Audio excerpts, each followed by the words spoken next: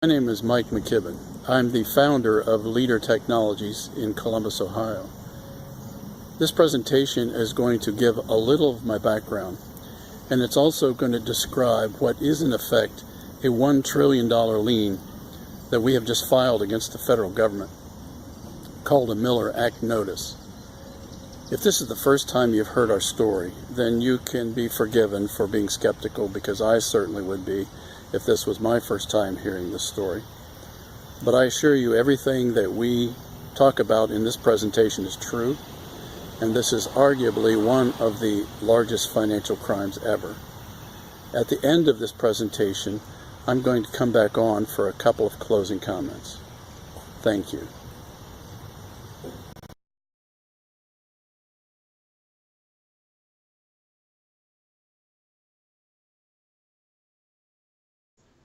This may come as a surprise to you, but I invented social networking.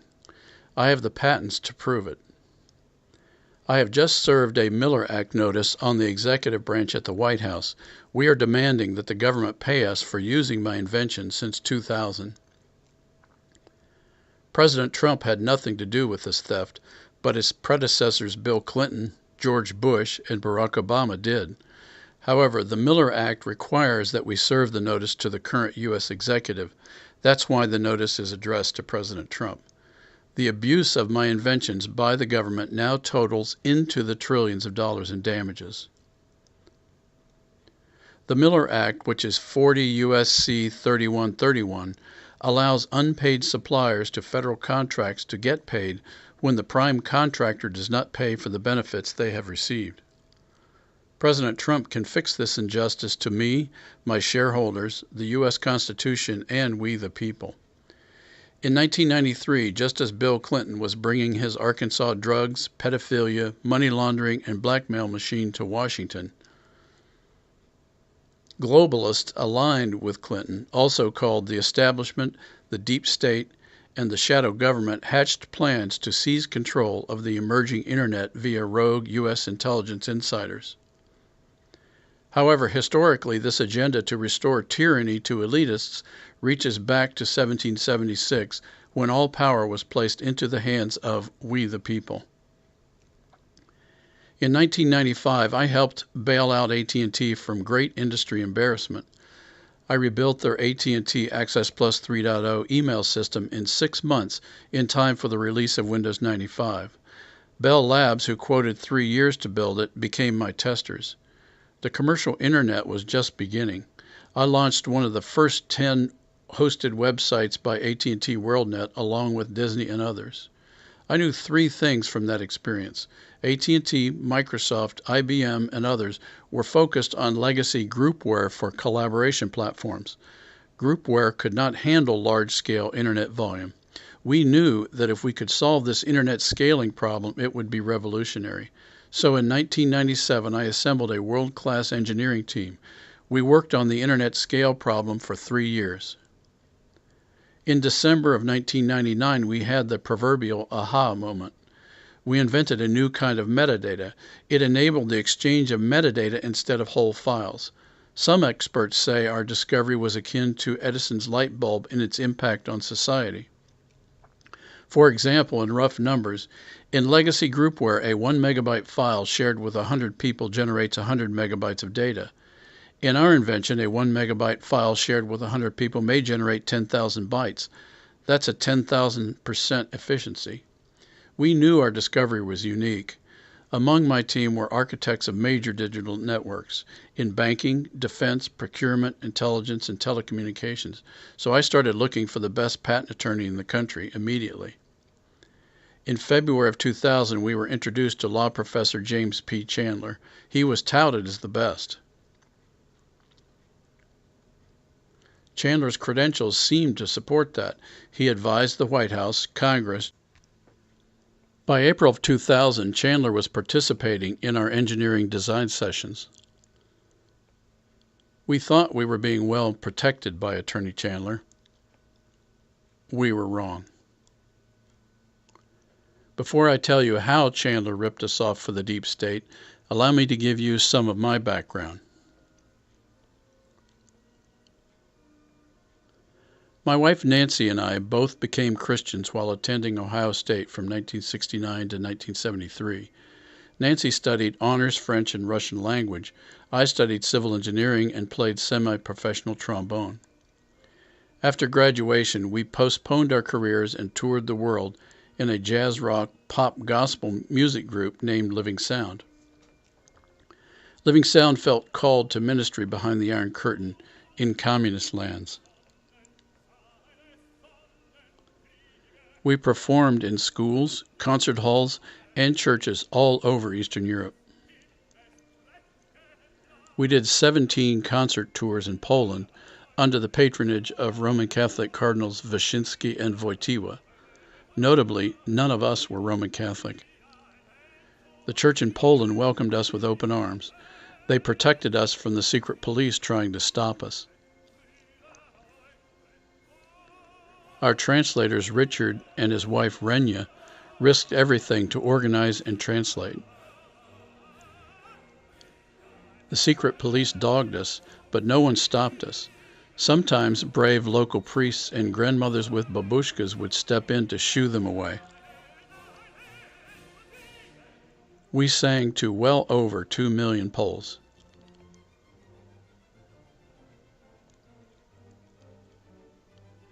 From Poland, we expanded our work into the Soviet Union. No contemporary gospel music group had ever tried it. Would the KGB arrest us? Would our friends be persecuted? No one knew the answer because it had never been done before.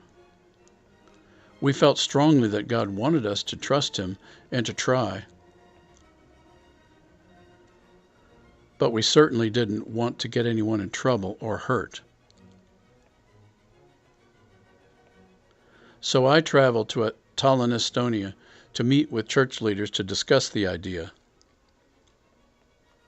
I told them that we wouldn't come if they didn't want us to do it. 2 days later, they said they would take the risk and wanted us to come. They said, if you are willing to take the risk, so are we. Brave young church leaders volunteered to organize and translate. 2 leaders, John and Herbert, said their Soviet government was evil. They believed it was their Christian duty to speak out. They said everything in the USSR public culture was a lie. They believed we could, together, speak truth to power through our music. I asked them, we know people go to prison for what we're planning. Are you prepared for that possibility? They said, yes.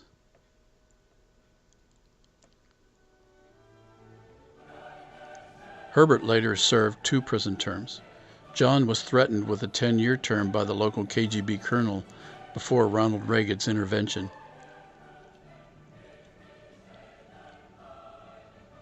Another Leningrad friend, Valery, was incarcerated in a mental hospital. We had recorded his Christian rock album, The Trumpet Call. It was broadcast into the USSR by the BBC. Living Sound toured 3 times in the Soviet Union, once for over a month. A 4th official invitation to an Armenian rock festival was canceled just 2 days before it was to begin. KGB watchers were everywhere. Even so, everywhere we went, local musicians were eager to jam. Churches organized packed concerts, sometimes with just a few hours' notice. We shared our faith in Jesus Christ with all these newfound friends.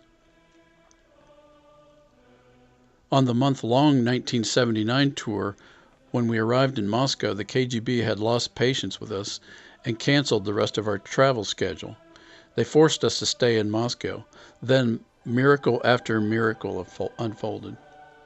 Herbert called Artemy Troitsky a blacklisted underground music promoter. For 2 nights we jammed with 2 blacklisted Soviet bands, Arsenal and Time Machine. The audiences were 300 to 500 of the USSR's cultural elite. One attendee was Alexandra Pakhmudova. She had just been appointed to the Supreme Soviet along with future Soviet Premier Mikhail Gorbachev. She had just also been named the official composer for the 1980 Summer Olympic Games. We recorded 2 of her songs, We Can't Live Without Each Other and Childhood Dreams. She included those songs on the official 1980 Summer Olympic film. We then became the first and only American gospel music group ever to perform on Soviet national television. Here is the EP cover that distributed up to 1 million copies of her 2 songs. And here are some shots from the live TV show.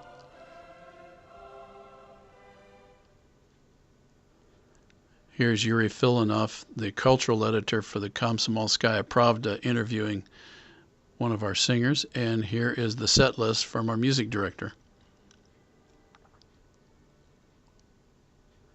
We had no idea what God was doing, but we knew it was special. We were just 20-somethings full of faith and love for our fellow human beings. Despite the good news in Moscow, the story was bad news for those who had helped us. They were being persecuted. We saw up front and personal the totalitarian police state tactics of fear, intimidation, censorship, and oppression. Little did we know that we were witnessing the final days of the failed globalist attempt to take down Christianity in Russia. During the communist reign of terror, they murdered over 40 million Soviet citizens, mostly Christians. Within 10 years, communism collapsed. Christian Russia had been an impediment to globalist goals for world domination. Our main contacts and translators were Estonians. They told me in 2012 that our presence in the early 1980s opened a window of new possibilities for them. They credit our work as not insignificant inspiration for the singing revolution in the Baltics in 1989. Soviet tanks pulled out of the Baltics rather than run down the choirs. Some of those choirs had recorded on equipment we left for them. Imagine that, change without war.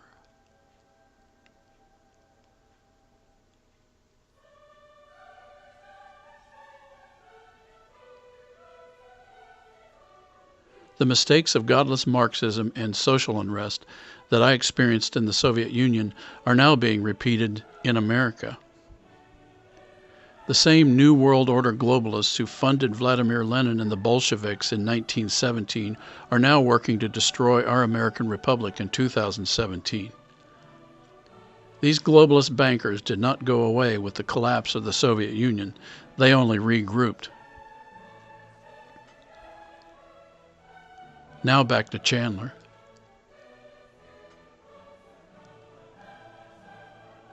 Little did I know that Chandler was working for these New World Order globalists. When I met them, they were busy rewriting laws, regulations, policies, and issuing executive orders in order to gain permanent control over the Internet. When Chandler realized that we had solved IBM's and Microsoft's scalability problem, he set out to steal it. Speculation, you say? Nope. We have hard proof thanks to whistleblowers and his legal assistant who screwed up. Chandler had agreed to be an ethical director with us and signed a duty of good faith. He also signed multiple attorney-client confidentiality agreements. Chandler only pretended to protect our interests while he secretly fed our innovations to the New World Order globalists in the IBM Eclipse Foundation and the National Infrastructure Advisory Council, NIAC.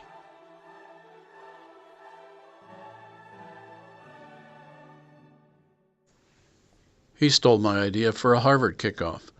I had proposed to team with IBM and do a university launch at Harvard where my son was attending pre-med. Zuckerberg was still in high school. He stole our proven social integration with telephone and wireless. Our design respected personal privacy. Chandler's deep state theft did the opposite. It disrespected personal privacy. Chandler leveraged government power to get companies to comply with his NIAC plans. They appear to have coerced anyone who resisted. Government agencies were probably clueless about this conspiracy. All spying power was centralized in the National Security Staff at the White House, NIAC, and the IBM Eclipse Foundation. It appears that the very same globalist New World Order forces that destroyed Tsarist Russia in 1917 are now trying to take down the American Republic in 2017. America and Russia appear to be their primary targets. Hence, they are striving to drive a political wedge between our two countries.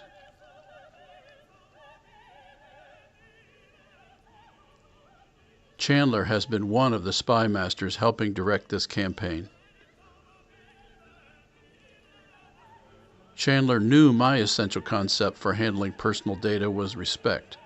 If you host it, you own it. He turned this constitutional respect for privacy on its head into the opposite. We, the government, host it, we own it. Adolf Hitler used a similar crony capitalist model to get private company assistance in World War II. Just look at some of Germany's largest companies today. They are Hitler-era companies like VW, Mercedes, BMW, Krupp, Siemens, Bayer, and they're all bigger than ever. World War II is a prime example. With globalism, humankind is doomed to continuous wars that feed the military-industrial complex that President Eisenhower warned about in January of 1961. Chandler and IBM ripped out my privacy controls and are pushing a Big Brother Internet of Things with deep state shadow government assistance.